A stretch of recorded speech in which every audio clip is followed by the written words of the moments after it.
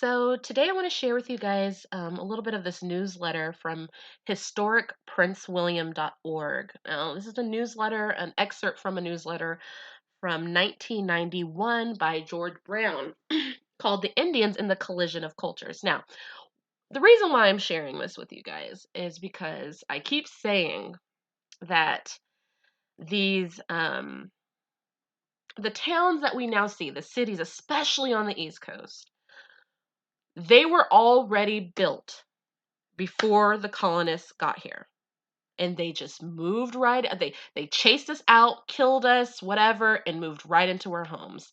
Now let's check this out, you guys.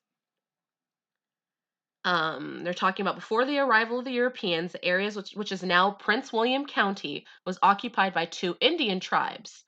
Along the Potomac River dwelt the Doegs, a tribe of the Algonquin Federation, and in the western part of the area could be found the Manahoac, a Siouan tribe. Let's give you just a little bit of background. The Doegs had a structured society, living in villages, and although they hunted and fished, they planted crops of maize, pumpkins, sunflower, squash, beans, and tobacco in fields adjacent to their villages. Right? They had it set up.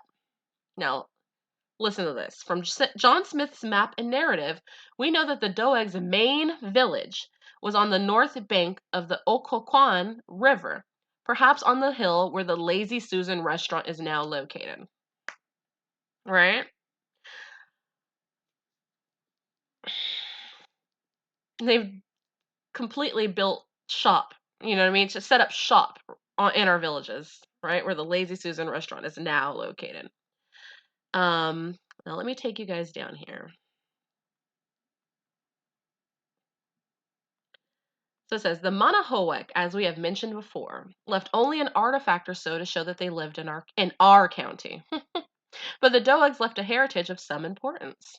As the settlers arrived, they learned the best locations for and the Indian methods of hunting and fishing. They copied their techniques, used their trails, expanding them into roads. For instance, the Indian Potomac Path essentially became US Route 1. Mm. And learned the Indian method of warfare, which was to prove so frustrating to the British regulars during the Revolutionary War. They're saying, had the Doegs not been there, the settlers would have had much more difficulty in establishing and maintaining themselves as occupants of this land. When the Doegs left the area, because they just left, right? They wanted to leave the place that their ancestors have been living for thousands of years, right? Come on. When they left the area, you mean when they were pushed out? Some of the settlers moved into their villages and cultivated the crops the Doegs left behind. Now, family, I am so sorry to yell. This shit, it blows my mind because I came across this researching something else, researching the Doegs. But every time, when you really look, they'll tell you that these cities and all of their infrastructure was here already. Yes. When they say America was built on the backs of the black man and woman, the black people built America. It wasn't through slavery. No, we built it before they got here.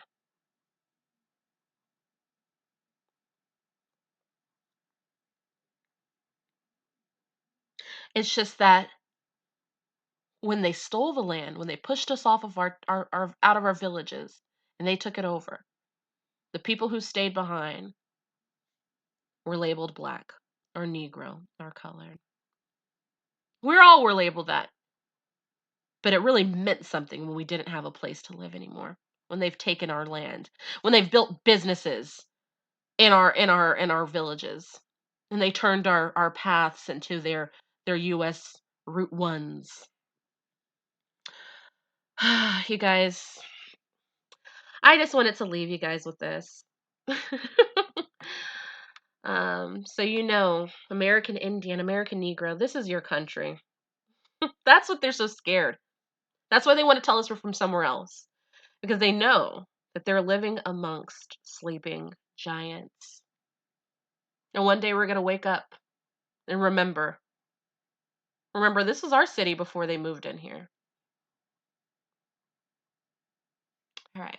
I love you guys. I'm sending you guys so much love. Shout out to subscribers, new and old.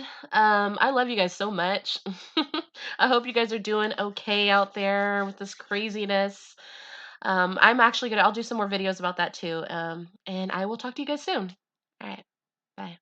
Ain't gonna let nobody turn me around, turn me around, turn me around. Ain't gonna let nobody turn me around. I just keep on walking, keep on talking, marching on the freedom line.